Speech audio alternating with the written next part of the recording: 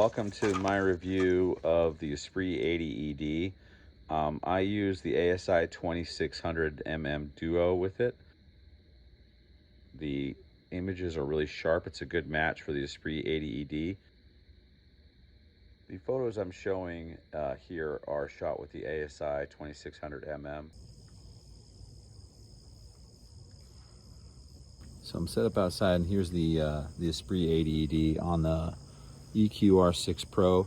Something really interesting about the mounts is I bought this mount when it was really popular, and now because of the harmonic drive mounts, they don't seem to be quite the deal. Everybody wants to go get the harmonic drive mounts. Well, it's just like anything else. When you have a certain type of scope or mount, it's going to have its drawbacks, and it's going to have the nice things about it. Like, for example, a harmonic drive mount I could throw in a suitcase and I could take it anywhere. I can't do that with this mount. Probably not as easily. It weighs a lot more, and I probably couldn't, just pop it on an aircraft and go fly somewhere, the whole setup. Okay, I do have a smaller mount, but it's also sturdier than one of the harmonic drive mounts. It's the EQM35. So this mount, though, I'm told is more reliable than a harmonic drive mount. Everything has its drawback. Like, for example, this scope, it's an 80 mil. If I really wanted to have the dynamic range, I need to have something smaller than the field of view that I get from a C235, which is really narrow. This is a little bit broader. If I wanted to go broader, I would get the 50 mil, but the nice thing about this is I get the detail. So you lose detail with the wider field images. If I'm going to shoot a galaxy, I can use my C235. If I'm going to shoot a nebula, I can use this. If it's wide, if it's huge, like the Heart Nebula barely fits in this. I would need a 50 mil in order to really get the full Heart Nebula. I do have a 70 mil scope, but it's not really that great. It's a Telemu, a cheaper telescope. So what we're going to do right now is I'm actually going to put the electronic focuser on it. So I'm going to pull this back. I want to pull this back so it's back further on the mount, and I'm going to swivel it around so I can get a nice view of what I'm going to be working on. Basically just like this. And that should make it really easy. Okay, a lot of times I like to do this on a table. I use this size Allen wrench on the scope. There we go. That tightens back up. And then we put this baby on. I'm going to tighten that first so I can rotate it and tighten the other one. Tighten like that. I don't even have to look at it because I'm so good at this. Make sure these are tight in case this electronic focuser falls, but it looks like it's pretty secure.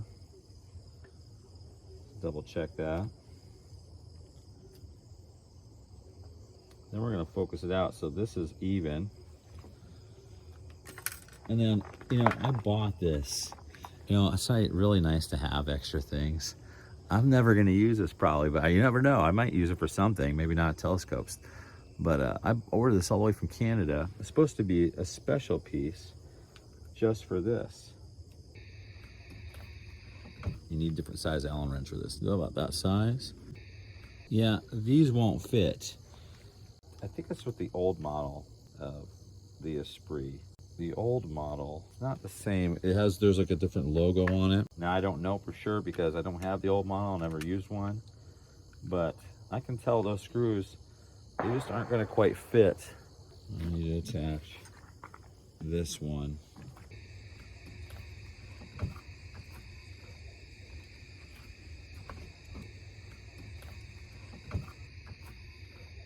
Let me put these in here.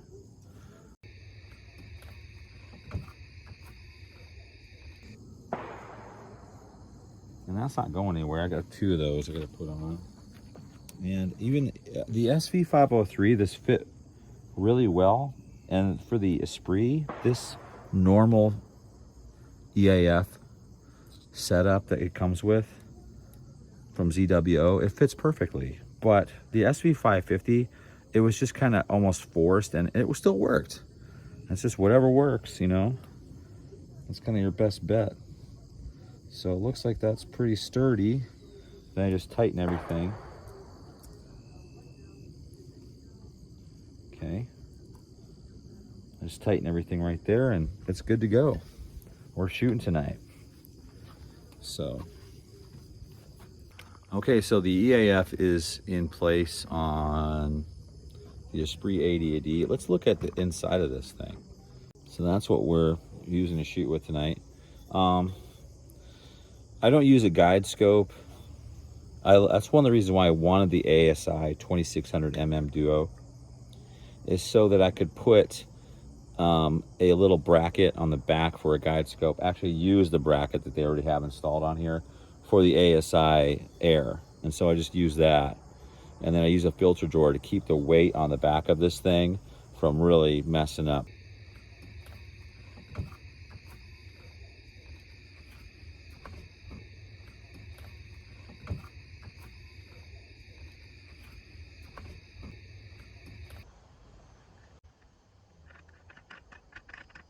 See, the nice thing about this setup is if I want to rotate this, I can rotate this ring, and the camera is actually, I can rotate the camera however I want. This is the field flattener. Take this off of here. There's that, and this goes on this end.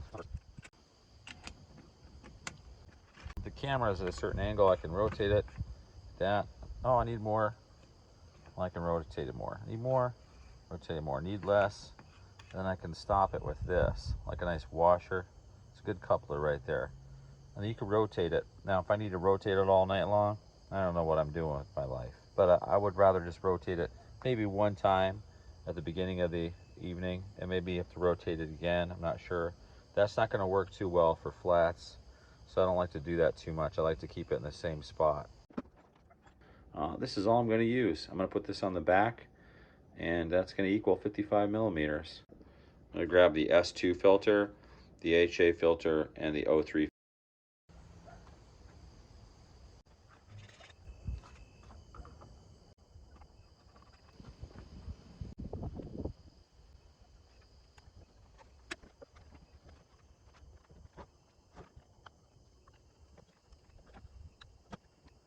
Now I have this thing actually, because I put the plate on the bottom. I do have this balance, so I mean, it took no money. I already have the stuff laying around. That's why I like having extra stuff from different scopes and stuff. There, it's balanced now. That's the best it's ever been balanced, ever. Just for making this video. So that's not balanced. This is an 11-pound weight that comes with this scope. That's pretty balanced now. So this is close to probably 10 pounds or 11 pounds. Pretty good. Okay, so I took the plate off the bottom because I don't have any mounting screws, and these plates don't work. What you need is a flat one, and none of these, man, these used to be just so disappointing. I guess if I wanted to mount this to a bottom of a telescope, that's fine, but you can't mount anything to the bottom of the Esprit 80 ED. You can to this. In fact, that's a pretty nice one. This one's a little bit longer, but I don't like this one because, I mean, this is a better. SB Boney does make some pretty handy things. They always make really nice plates. I got one for the Telemu, the piece of junk telescope, the first one I got, just so I could mount it to a proper mount.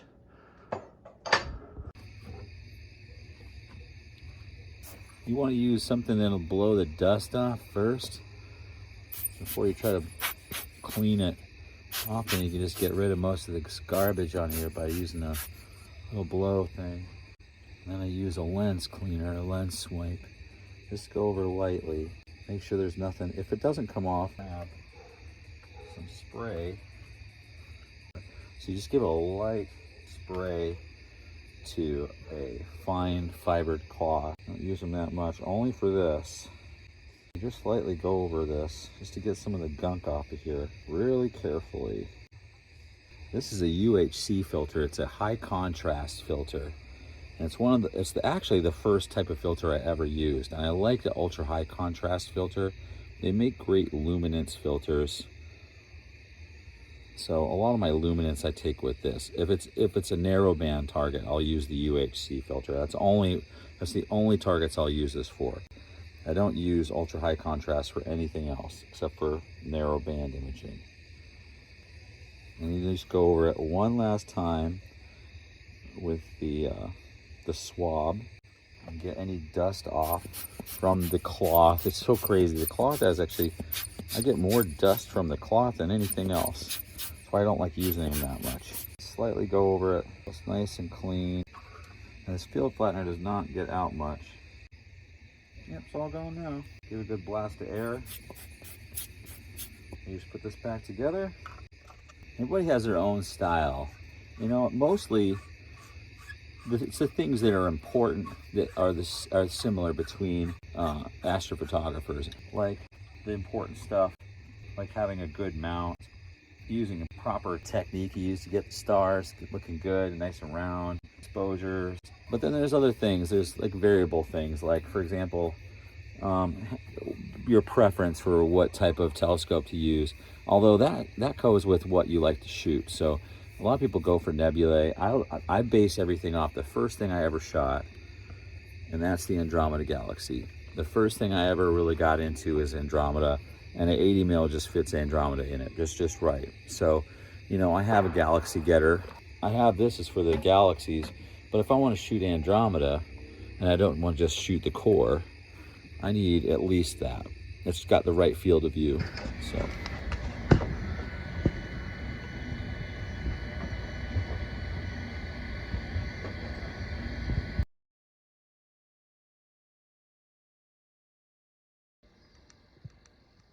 I just put the 03 filter in, and I got maybe 2 more hours before I got to call it a night, so.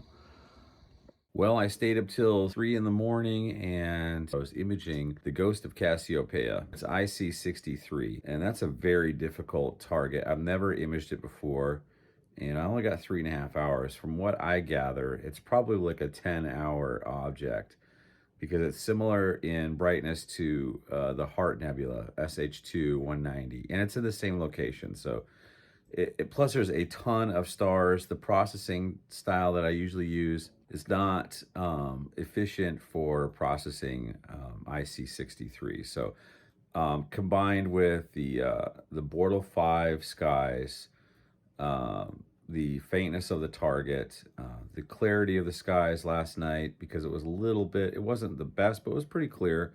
And then my processing capabilities, along with the amount of data that I collected, this was the best image I was able to get. It's interesting that I'm able to see that the stars near the edge of the image are slightly elongated. So the correction of the flattener isn't perfect, but it's still pretty good. I think that the stars at the edge are manageable, but I would still probably crop my images just based on, I like to have nice round stars. So I'm a like mediocre astrophotographer. I'm neither really bad nor really good.